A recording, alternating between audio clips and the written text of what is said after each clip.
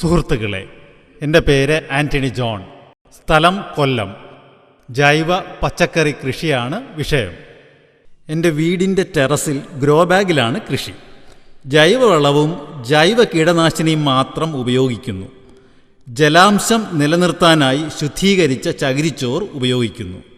Drip irrigation വഴി വെള്ളവും ലായനിയും നൽകുന്നു. ലായനിയിലെ സൗഹൃദ ബാക്ടീരിയ ചെടികൾക്ക് പ്രതിരോധ ശേഷി നൽകുന്നു. ഒപ്പം വളവും. സമയവും അധ്വാനവും ജലവും ലാഭിക്കുന്ന ഈ രീതി ആർക്കും പരീക്ഷിക്കാം. നന്ദി, നമസ്കാരം.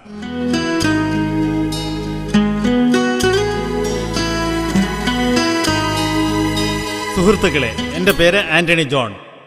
താമസം കൊല്ലം നഗരസഭയിൽ. ഗാർഹിക ജൈവ മാലിന്യ സംസ്കരണമാണ് എൻ്റെ വിഷയം. ബയോ കമ്പോസ്റ്റിംഗ് ആണ് ഇവിടെ അവലംബിച്ചിരിക്കുന്ന രീതി. ഞാൻ അവലംബിച്ചിരിക്കുന്ന മാലിന്യ സംസ്കരണ രീതി ഒന്ന് വിവരിക്കാം. ബയോ കമ്പോസ്റ്റ് ബിന്നിൻ്റെ 2 യൂണിറ്റുകൾ നിർമ്മിക്കുക.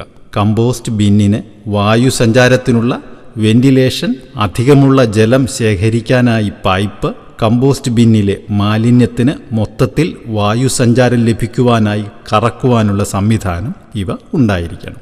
ഏതു ജൈവ മാലിന്യവും നിക്ഷേപിക്കാം. ദുർഗന്ധം ഒഴിവാക്കാനായി പച്ച മാംസം, മത്സ്യം ഇവയുടെ അവശിഷ്ടം ചെറിയ പൈപ്പ് കമ്പോസ്റ്റിൽ ഇടുന്നതാണ് നല്ലത്. ദിവസവും മാലിന്യം നിക്ഷേപിക്കുന്നതിന് മുൻപായി ഒരു ചെറിയ ബക്കറ്റ് ഉപയോഗിച്ച് മലിനജലം ശേഖരിക്കുക.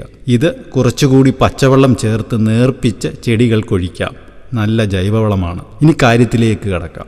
ഒന്നാമതായി, ജൈവമാലിന്യം കമ്പോസ്റ്റ് ബിന്നിൻ്റെ ഡോർ തുറന്ന് അതിൽ നിക്ഷേപിക്കുക. രണ്ടാമതായി, ബയോ കൾച്ചർ ചേർക്കുക. ഞാനിവിടെ EM1 ലായനി, ബയോസൈം ബാക്ടീരിയ പൗഡർ ഇവ രണ്ടും പരീക്ഷിച്ചു. മൂന്നാമതായി, ജൈവ സുഗന്ധ ലായനി തളിക്കുക ആവശ്യമെങ്കിൽ. കമ്പോസ്റ്റ് ബിന്നിൻ്റെ ഡോർ അടച്ച് 2-3 തവണ കറക്കുക. 1 മാസം കഴിഞ്ഞ് ആദ്യ യൂണിറ്റ് മാറ്റിയതിന് ശേഷം രണ്ടാമത്തെ യൂണിറ്റ് വയ്ക്കുക.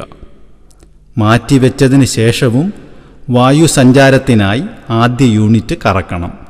മലിനജലം ശേഖരിക്കണം. 20 ദിവസത്തിന് ശേഷം, അതായത് 50-ാം ദിവസം അതിനുള്ളിലെ ജൈവവളം എടുത്ത് ചെടികൾക്കിടാം. ഈ വളം NPK, മണ്ണിര ഇവയാൽ സമ്പുഷ്ടമായിരിക്കും. നന്ദി, നമസ്കാരം.